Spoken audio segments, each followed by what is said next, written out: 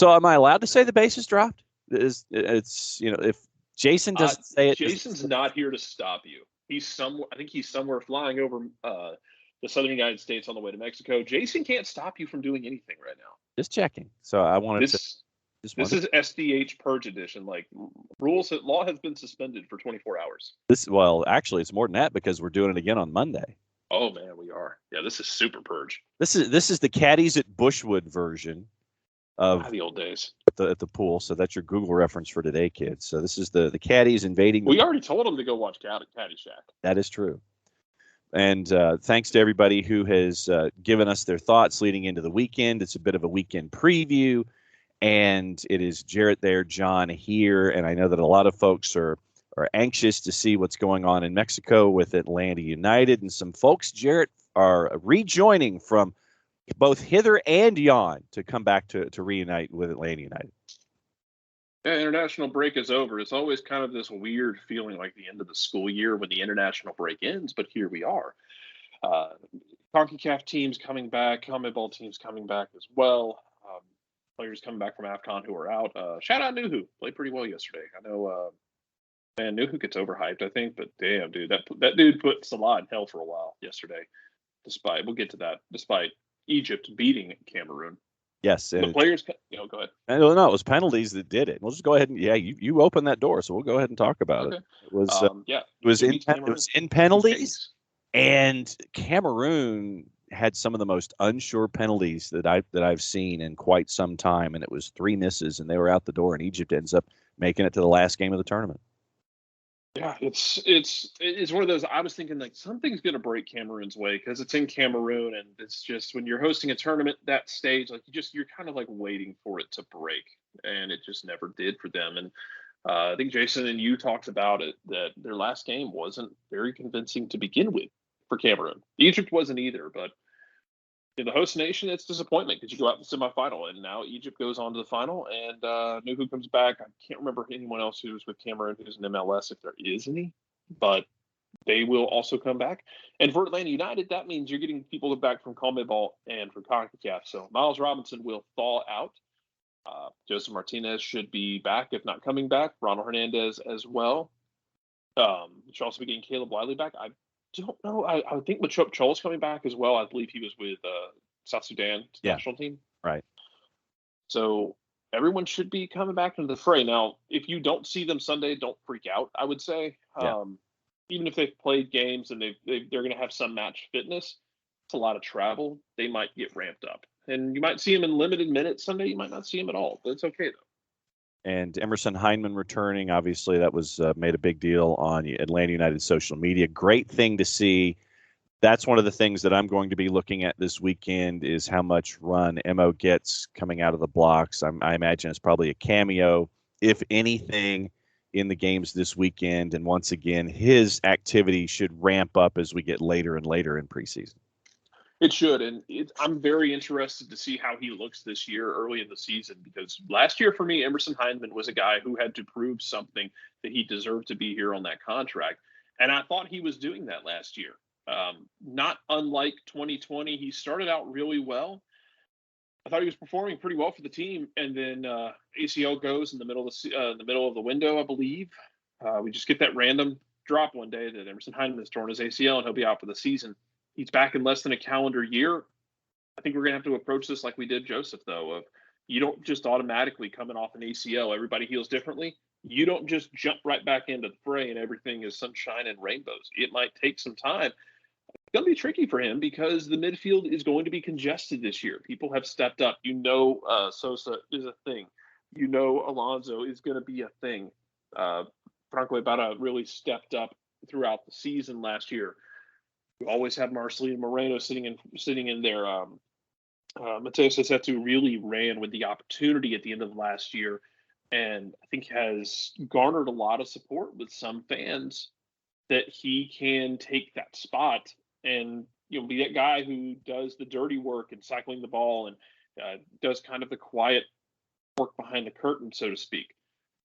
So Emerson Heinemann's going to be in another tough situation where he's got to go back out there and prove it again. Now, I don't think they're going to just throw him out there and say, "Hey, go go earn back your starting spot or you're gone. Like, he's coming off an ACL tear. They'll be patient with him. They'll work him back in. They have the luxury of it because that midfield is so deep. You can go with different options. But hopefully he's able to find the form that he had in parts of 2021 before he went down. Jason Cowles asked a question about a couple of players, and obviously we'll get into them as we go here. And thanks to everybody who's got questions this morning. And we'll do this format again on Monday, since Jason will be returning from Guadalajara on Monday as well. So you'll get round two of the two of us here. The three players that Jason Cowles wanted updates on, you kind of got into Ronald Hernandez a little bit. We'll get into that a little bit more in depth. Just international duty, basically, for Ronald Hernandez has kind of kept him away from Gonzalo Pineda and Atlanta United. The other two names he brought up, Jurgen Damm, who Gonzalo Pineda said not a part of the plans, practicing on his own and trying to find, a new home in a new situation. And obviously, Thiago Almada has also been on folks' minds with the loan of Ezequiel Barco to River. So you look at Jurgen Damm, and there's a reason that you don't exercise that buyout immediately at the beginning of a preseason. This may, once again, we don't have any information that leads us in this direction, but this is your emergency break glass idea if nothing happens with Jurgen Damm. Yeah, and I stand by what I said a week or two ago of, to your point, John, you don't just, in the preseason, the first thing you do is not, okay, we don't need this guy, go ahead and use your buyout. You have one buyout per year in MLS. You need to use it correctly, and you don't just want to buy it out without exploring all options. There were rumors that he was going to be on the move to Mexico. Those seem to have not happened. But if he's not going to be in their plans, look, there are still other windows that are open around the world. The global transfer window does not shut on the exact same day at the exact same time for every country. I'm sure they'll explore options to find him a place. But if everything closes down, you discuss it with him, and yeah, you explore that buyout, let him go join somebody, freely. But if it comes down to it, you use that buyout, and there's nothing wrong with using it. You need to be smart about it because you only have one. But it's kind of your last case here. You're seeing if you can get something for it, because as we went over with Jurgen Damm didn't cost you anything in transfer to bring in. Yes, I know he's on a high salary. It hasn't really seemed to slow down Atlanta United's spending. Don't worry about that. But you got him on a free. So if you get even like $200,000, from somebody like, hey, send us a bag of balls and a quick pump to get the balls inflated, profit on Jurgen Damm because you didn't pay anything to bring him in, and you quit his salary off the books eventually. Yes. So we'll see. Name number two, Ronald Hernandez from Jason. And honestly, Jason, it just comes down to international duty. He's been kind of busy. He has had an assist for Venezuela, who had let's call it what it is. It's a disappointing World Cup qualifying for Venezuela. They're not going to go to the World Cup once again. They're still trying to break through. They had some issues with stability with coaching. It seems like they may have stabilized a little bit at the end, and then you have that 4-1 loss in your last game. They're not going to the World Cup, which sucks for guys like Joseph and Ronald Hernandez, and Jefferson Soteldo, who we saw with Toronto last year. But Ronald Hernandez will be coming back. He had an assist, played well for them, and he'll factor back into the fold because you also have Brooks Lennon, who's drawing U.S. national team attention, and now you're getting into the, oh God, what happens when we have a window when they both leave? Geez, what if we get like an off window outside of World Cup qualifiers where both of them get called in? Because I think that's where Brooks is right now.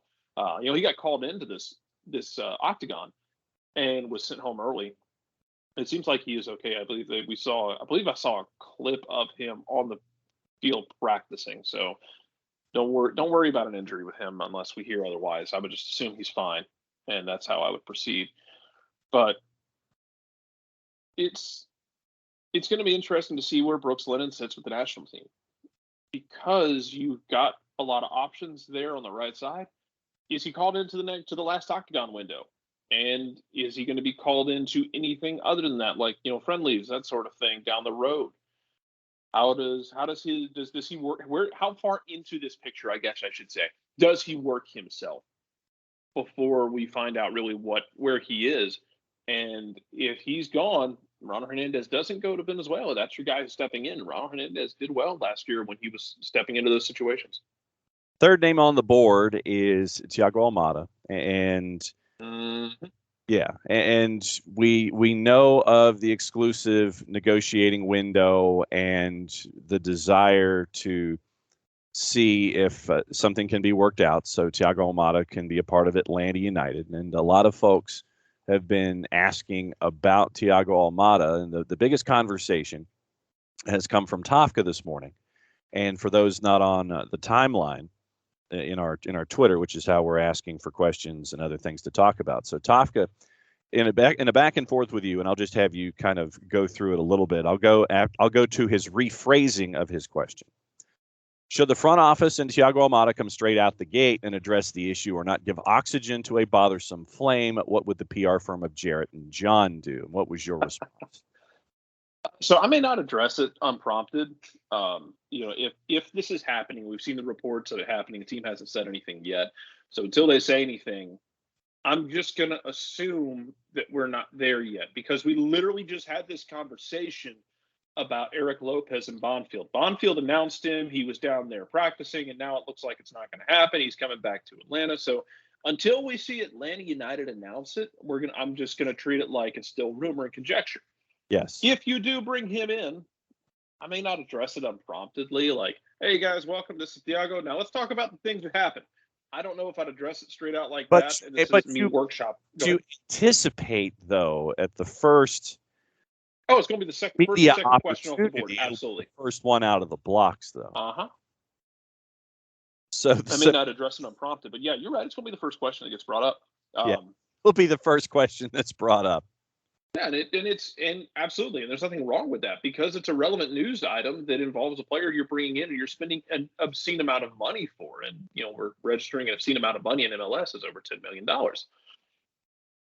But you're bringing him in to a new place with a new chance to get things going and to grow in Atlanta and to learn and mature.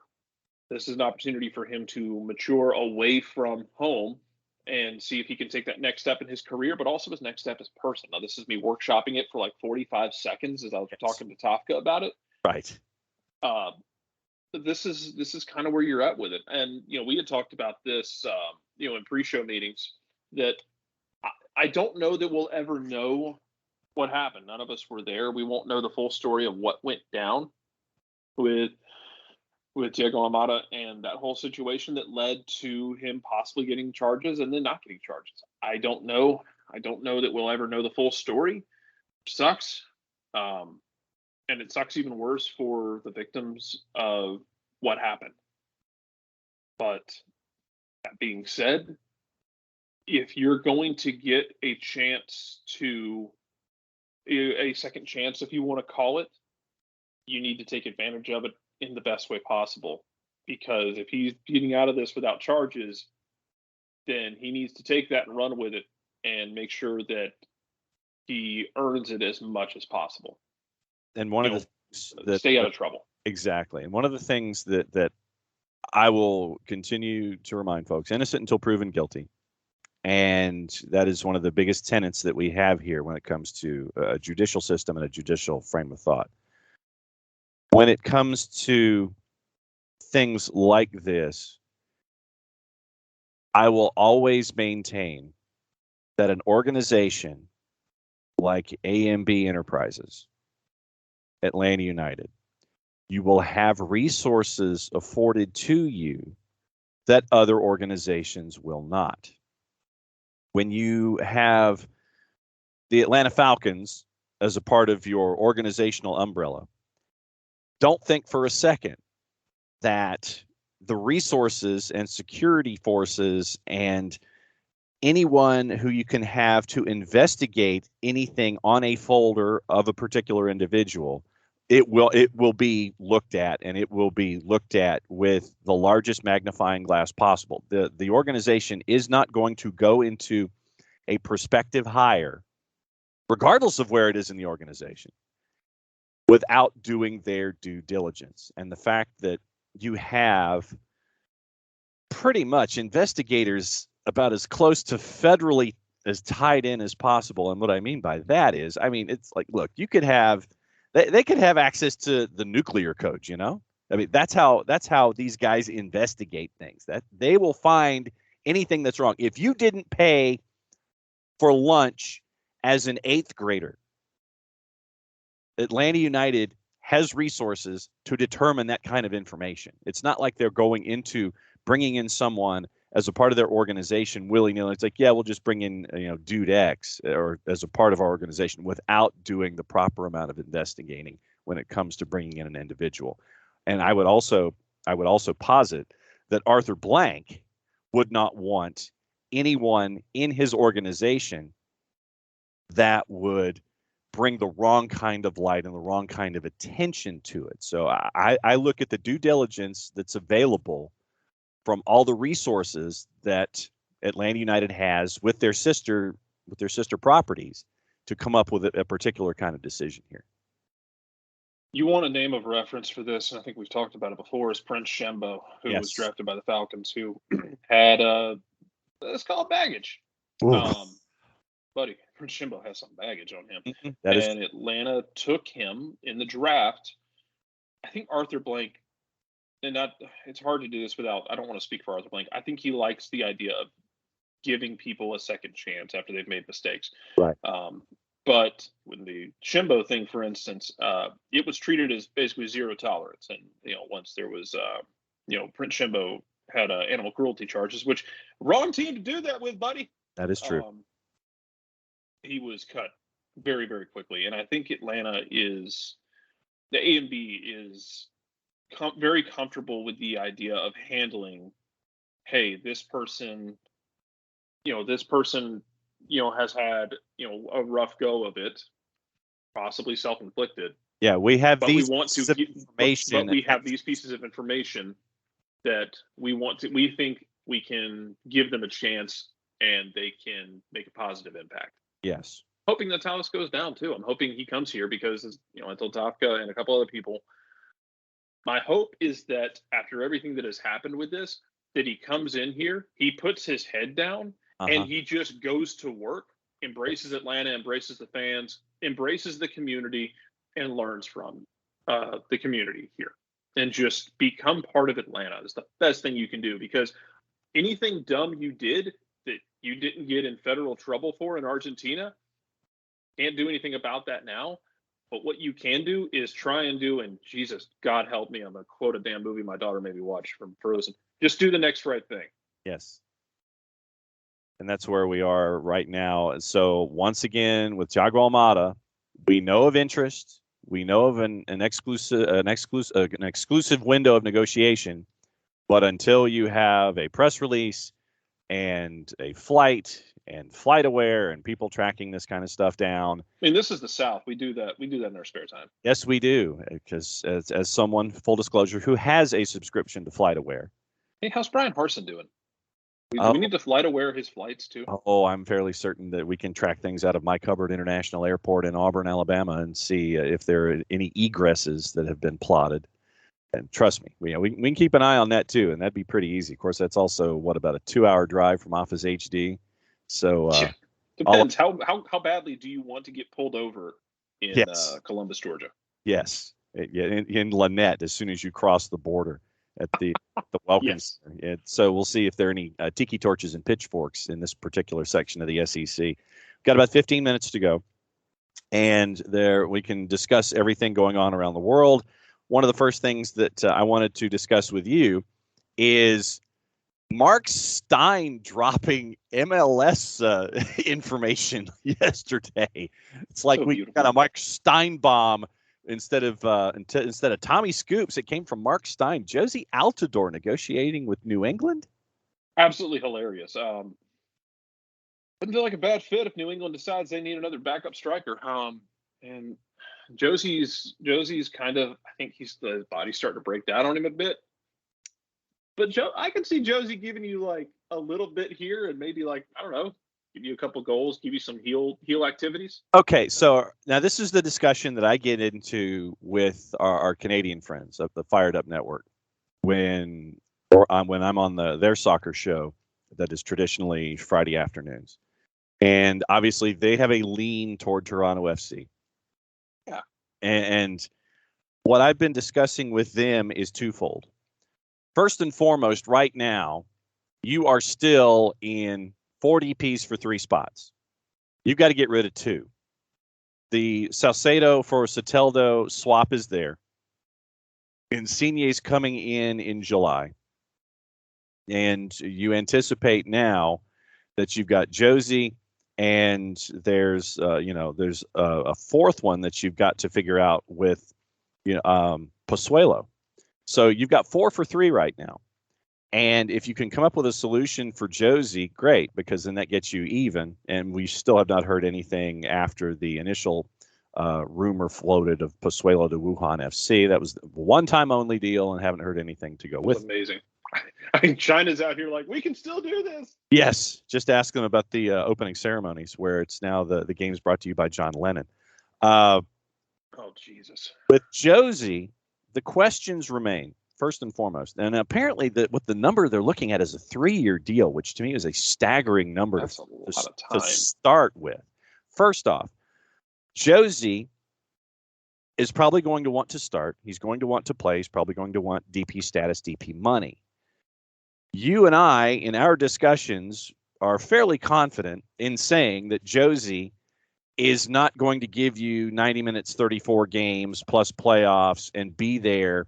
And the question is he worth DP status if he's not going to give you that full output, which I don't think he can. If he proves me wrong, fantastic. So, I'm not giving him a DP deal. But that's the thing. He's going to want to start. He's going to want DP People money. in hell want ice water. That is true. And so the whole, I mean, if you sign him to a high TAM, great. And have him understand that he's going to be a bit player unless Adam Buxa ends up moving. And then you see something going on in that particular position. But the question for me is, will Josie accept a role that will not be starter 34 games up top for an entire season? Or is he looking at chasing a title at this point of his career and going to New England? He better be used to. He better be ready to accept it, because that's what Josie is at this point. I'm not giving Josie DP money. No. Hell no. And that's the big thing for me. Yeah. Is expectation versus anticipated result. I know that just sounded like an Econ 101 theory, but unless, seriously, I cannot give Josie Altidore a DP status, DP money, because he's not going to give me DP output. That's how. But if 3 years, though, that's the other thing that caught me in all of this. Yeah, it's a lot of money. It's a lot of time. See, how old is Josie nowadays? 32. He is 30. Josie just hadn't been able to stay in one piece, man. That's my thing about Josie. Because Josie, when he stays on the field, yeah, he's that physical striker who can give you a little bit of something off the bench. But can he stay on the field for me? I don't know. Yeah, that's where I'm at. 3 DPs: Carlos Gil, Gustavo Bo, Adam Buxa. So unless Buxa moves out, if they transfers this summer, then this looks like a high TAM deal for Josie to come and hang out with Bruce Arena. Let's see. Any other quick moves? Anton Walks, Joseph Mora sign new contracts with Charlotte. Columbus Crew signs Eric Hurtado. And let's see. Let's go to Europe to wrap things up for the final 10 minutes and see. Okay. First off, let me check. When is the George Bello Bowl? Is that Saturday? It's tomorrow. Okay. George Bello Saturday. Yeah, George Bello v. Joe Scally, 9:30. For those of you that have the plus, Arminia Bielefeld and Borussia Mönchengladbach. Borussia Mönchengladbach is still a huge favorite on the road at Arminia Bielefeld. And big shout out to everybody in the Arminia Bielefeld community for being as open and embracing of Atlanta United fans and their curiosities. I give the fan account a lot of credit for their explainer once George That's hilarious to break everything down when it comes to what you're looking at for Arminia Bielefeld. And I have had discussions with fans of other clubs in the Bundesliga who now understand here locally in the SDH footprint that they're going to have to follow Arminia Bielefeld now as their favorite club because of George Bello being engaged. Oh, sometimes the universe just gets you like that. I'll be interested to see how he does, because especially with the situation that Arminia Bielefeld has with players possibly being not fit. Mm-hmm. So George Bell might have to just slot right in here. Yes, and I might have to purchase things from the Arminia Bielefeld store and wear them on the air, especially on Fridays if we're getting close to those things. AFCON yesterday, you had mentioned that Nuhu made Mo Salah kind of feel it for 90 minutes, even though Egypt did get the Duke in penalties. Yeah, Egypt did get the Duke, so good on them for it. Egypt moves on to the final. And we can almost put AFCON to bed, which is just sad, really, because AFCON's fun. Mm-hmm.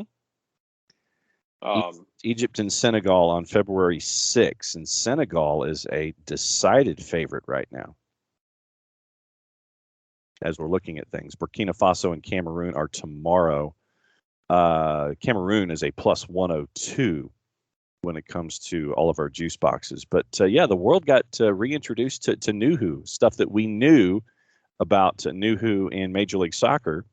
But once again, you get to see tournaments like this, and you get to see moments like Nuhu going up against Mo Salah. And although I kind of treat Nuhu kind of like Gordie Howe.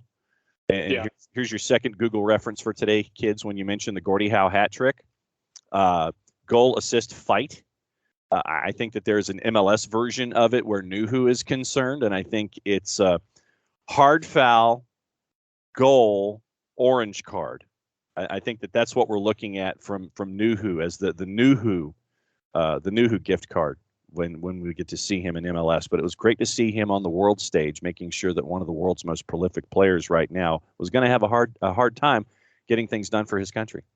Yeah, it was very impressive, and I think we almost had the Gordie Howe hat trick a year ago, 2 years ago, when Atlanta United, I think they were playing San Jose, because again, Atlanta and San Jose have never played a normal soccer game in their lives. That's true. It's accurate. I forget who it was for San Jose. It literally had like a goal, then a yellow card, then a red card. The only thing they were missing was an assist. That'd have been great, or an own goal. One of those would have completed a beautiful hat trick of chaos. Yes, the hat trick of chaos. Okay, that's the hashtag that we'll need going forward. Hat trick of chaos. I like that one. That's what we're here for. Steve Bruce is the new manager at West Brom. End of sentence. I have a goldfish. Oh, I'm sorry. I thought we were discussing things that were pointless. Yeah. Sorry. Let me get back on topic here for a second. For you, Steve Bruce? My bud. Steve Bruce. And the question is, as you're right now, you're in sixth. You're in that fourth promotion playoff spot. And a lot of folks are wondering, okay, was this a backward step or the best chance of promotion? That's the question that Rob Dorsett from Sky puts out there. Is this just something that you could do? Or do you think that this is the best way that you're going to be able to get your way into the promotion playoffs and subsequent promotion to get back to the Premier League? Just so we're clear, Jeff Carlisle tweeting out, the sources confirm Josie Altidore is close to joining New England Revolution. He will be a TAM player and thus not count as a designated player. Okay. All right. So that makes it a little easier to stomach. Yes, TAM for now, unless Buxa moves, and then you might either bring in another player, or if you feel confident with Josie, then you might increase that. But okay, high TAM deal, 3-year deal. I still think it's too many years, but okay. Steve Bruce, I think, deserves better than what happened at Newcastle. And I'm hoping, frankly, that West Brom is that opportunity, even though he will not have Daryl Dike at his disposal for probably about another month or so because of the injury. But, Steve Bruce finally gets that chance. Can he get West Brom to promotion? I guess that's the biggest question on the board. We will see. He might. It won't be pretty, though, if it happens. No. We know what Steve Bruce can bring to the table when it comes to Newcastle. We saw what his style of play is. It's about as matter of fact as you're going to get. And so they've got some work to do. They've got some folks chasing them that want to get into the promotion playoff, but it's going to be an interesting 17 matches for Steve Bruce as they chase the promotion playoff. Ralph Ragnick continues, and since we're not going to have soccer over there on Monday, it's big FA Cup weekend for our teams in England. So you can follow Kidderminster Harriers from the sixth level of English football. Jesse Lingard insists his headspace is clear after Ralph Rangnick says Manchester United forward needed to clear up his mind. Okay. Okay, sure. Whatever. Ragnick says that Lingard's unavailable for today's fourth-round cup tie against Middlesbrough as he takes a short break after the board blocked him from leaving in January amid interest from Newcastle and West Ham. Rangnick says, Jesse asked me and the club if he could have a couple days off just to clear up his mind. He'll be back in the group, I suppose, next Monday and part of the squad again, end quote. So here's what Jesse Lingard put on his Bird app. The club advised me to have time off due to personal reasons, but my headspace is clear, and I'll always be professional when called upon and give 100%. So that seems. Oh man, God bless you, Manchester United. You are the gift that keeps giving. That's a conversation that's headed right down the same path because they're thinking the same things. Nicely done. Yee. What was the Scooby-Doo reference? Zoinks, Shaggy. Yeah, well, every episode, buddy.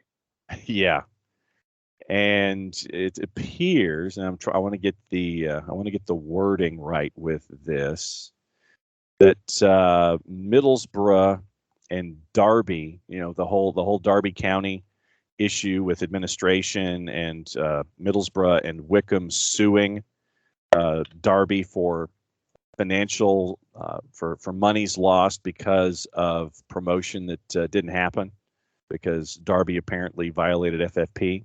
The EFL put out a statement. They met today, received an update. EFL's engaged proactively. Paragraph 1 doesn't say a whole lot. Blah, blah, blah. Paragraph 2 doesn't say a whole lot.